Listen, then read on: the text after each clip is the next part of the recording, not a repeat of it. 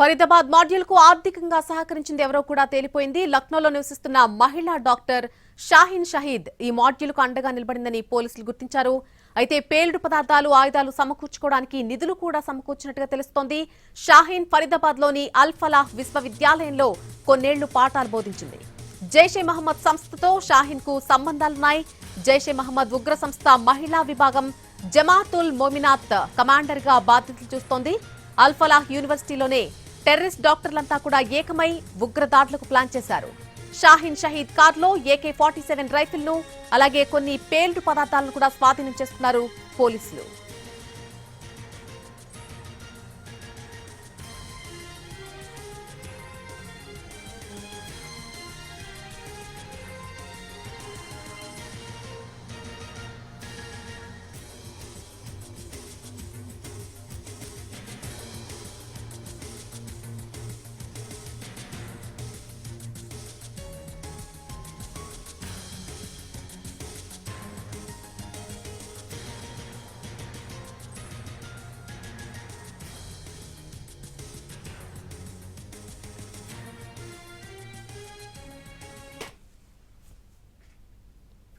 Faridabad module కు ఆర్థికంగా సహకరించింది ఎవరు అనే విషయం తేలిపోయింది. లక్నోలో నివసిస్తున్న మనం స్క్రీన్ మీద చూస్తున్న ఈ మహిళా డాక్టర్ షాహీన్ ఫహీద్ ఈ మాడ్యూల్ కు అండగా నిలబడినట్టుగా పోలీసులు చెబుతున్నారు.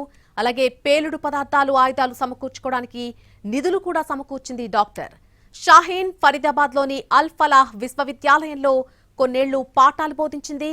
జైషే మహమ్మద్ సంస్థతో షాహీన్ కు సంబంధాలున్నాయి. జైషే మహమ్మద్ ఉగ్ర సంస్థ మహిళా విభాగం జమాతుల్ మోమినాత్ కమాండర్ గా బాధ్యతలు చూస్తోంది. అల్ ఫలాహ్ యూనివర్సిటీలోనే టెర్రరిస్ట్ డాక్టర్లంతా కూడా ఏకమై ఉగ్రదాడులకు ప్లాన్ చేశారు. షాహీన్ షహీద్ కారులో AK-47 రైఫిల్ ను అలాగే పేలుడు పదార్థాలను కూడా అధికారులు స్వాధీనం చేసుకున్నారు.